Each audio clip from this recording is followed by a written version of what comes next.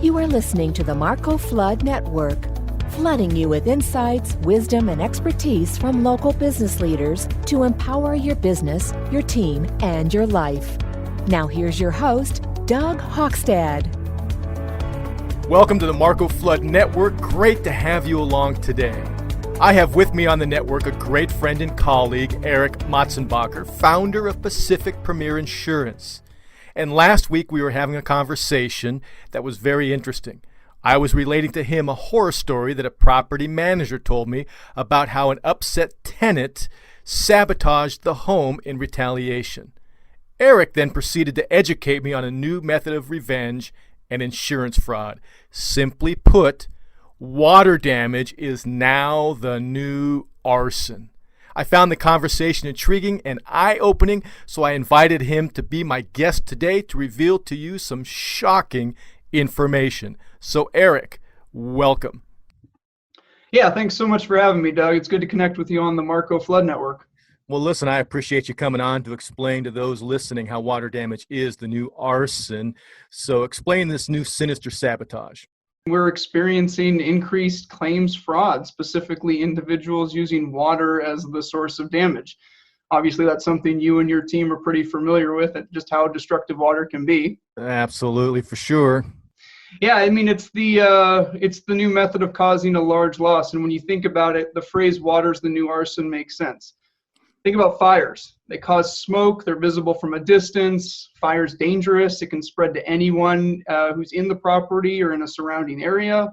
The fire can spread and cause unintended damage to surrounding properties. And even once the fire's out, the damage is mostly over. So there's not much that can be done after the fact to mitigate the issue.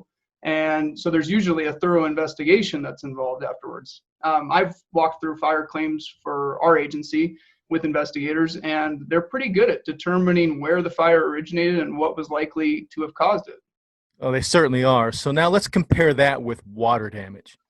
Yeah, so I think about it. A family could go on vacation for a couple weeks. Their home could be slowly flooding without any visible exterior damage that a neighbor or a good Samaritan would notice.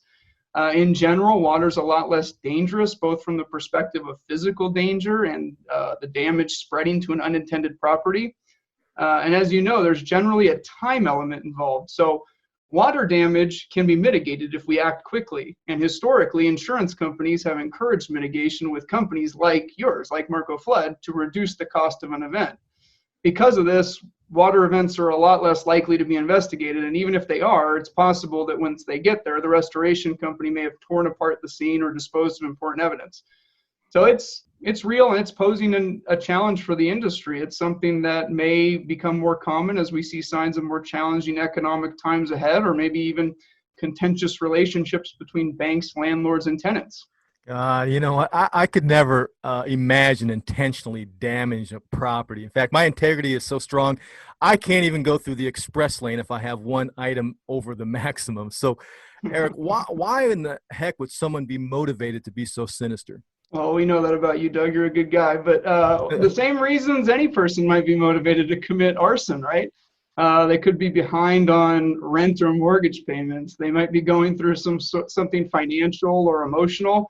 It could be a way to retaliate against someone, or it could just be good old-fashioned keeping up with the Joneses, right?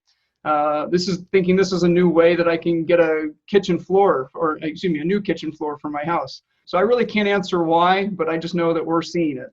Oh, man, that's crazy. We've seen some crazy accidental causes of water damage, but the adjusters we work with and us at Marcco Flood Restoration, we're great at forensics. So how are they getting away with this? How are they getting it past the professional eyeballs who are really taking a serious look in terms of finding fault? Yeah, it's not quite as simple as stopping up all the drains and whatnot, right? No, you'd be surprised at how sophisticated some people have found ways to do this. Insurance investigators have found special pieces of equipment installed with too little glue to ensure that they fail. We've seen soldered joints that are reheated to get them to fail. We've seen people use razor blades on pressure joints, blow dryers on sink lines. Amazing. A lot of different creative ways to cause a problem, and it can take an expert to detect, and that may have an impact eventually on the speed of the claim. Gosh, well, you know what? For those that are listening, the property management company specifically, I mean, they need to get things done quickly to get the property generating max revenue. Is this going to have an impact on their business? It may. I mean, as of now, I haven't heard of companies asking us to take it slower or halt mitigation, but you never know. Wow. Okay, then. Well, then, what impact could this potentially have on their insurances? Yeah, that's a good question. Yeah. Water is a huge issue in California. The Yeah. last stat that I saw is that the average California water claim is around $44,000. Crazy, isn't it? It's insane. Whereas the average nationally is around 16,000. Yeah. So we have a huge problem here in California, and insurance companies are taking notice.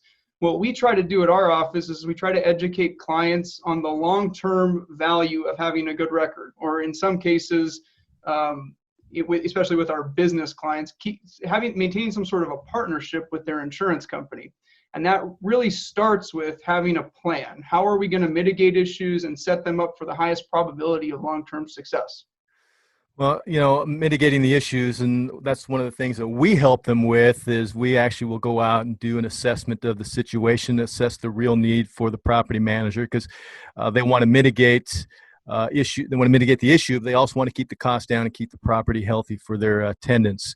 So, but for the property managers that are listening, what else can they do to help themselves? Well, that's right. And I would just piggyback on what you just said. I mean, the other thing that you do that I really appreciate is you'll help educate a client who's potentially going through a claim or making that decision. Yeah. Whether they need to file a claim, look at this. Obviously, we want the adjusters to get involved too, but you being a front line of defense in that can really help mitigate the costs and mitigate having a blemish on their record. So that's first and foremost a huge help.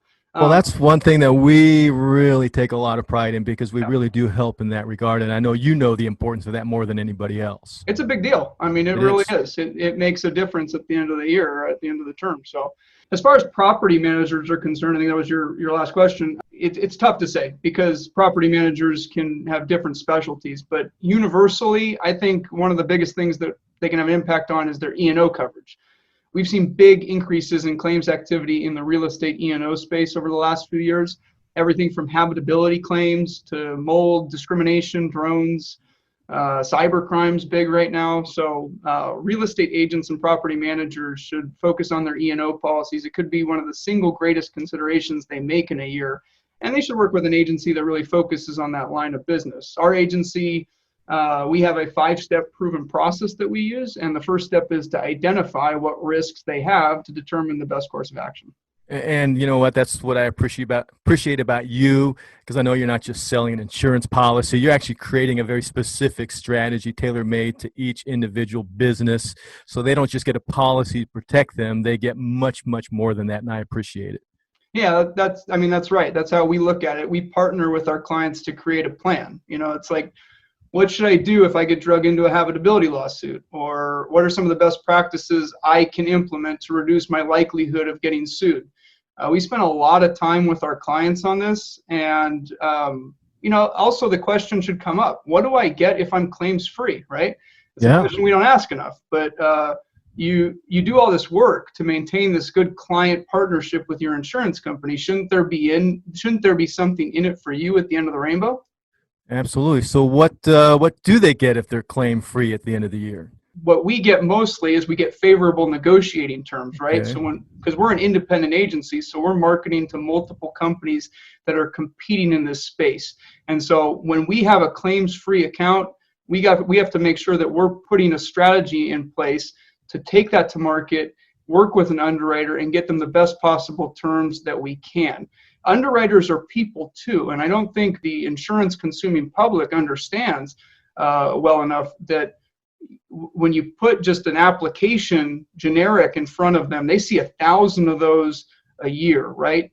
But if you can tell them a story about the specific firm and what they're doing to be a good client and good partner, it makes a difference in terms of how that human underwriter on the other end of the phone or email actually can price and issue terms. Well, I know that to be true because you may know this. I used to sell life insurance, and Yeah, you did. underwriting, so certain health conditions, medications. And so if you have someone, the agent that's writing the policy, do their job, and if there's a good story to tell, in other words, there's a reason for something in that medication or for that particular treatment, it actually can bring that cost back down to where they should be. And so I understand that about what you do, and that's what I love about you. So you are truly a partner looking out for their best interests. But I got to ask you, Eric, you did mention something, and I don't know everything. I know a lot, but habitation lawsuits, help me out here. That's a good question. Habitability lawsuits, gosh, they're basically when someone alleges that the property is lacking on certain maintenance or maybe even unlivable. So in some cases, law firms are focusing on these types of lawsuits and maybe even encouraging tenants to stop paying rent and suggesting the possibility of, like, you know, if you file this lawsuit with us, you'll get a monetary judgment at the end of it. You know, property managers should be wary of habitability exclusions. They're in some policies, and they should always check their general liability and their professional liability with their agent. There are a handful of helpful lease clauses too that we suggest bringing up with their attorneys to see if they can reduce risk. And again, that's part of that mitigation piece. But yeah, I mean, it's out there, and it's something that we have to be cognizant of. Well, Eric, I think you just unearthed another segment for the Marcco Flood Network. Habitation lawsuits. Maybe we need to carve out some time for that one. So, Eric, would you promise to come back and continue this conversation? Absolutely, Doug. I'd come back anytime. Well, you just heard it. Eric promises to come back to continue this conversation on habitation lawsuits. So thank you for that, Eric. If you want to reach out to Eric, you can do so by going to marcofloodnetwork.com. Thank you, Eric, for joining us. And hey, I want to thank you for listening. I do hope you'll join us again right here on the Marcco Flood Network for our next program. And until then, keep well. Thanks for listening today. If you want to reach out to our guest for more information or a free consultation, visit marcofloodnetwork.com, MARCCO floodnetwork.com. We hope you'll join us again soon.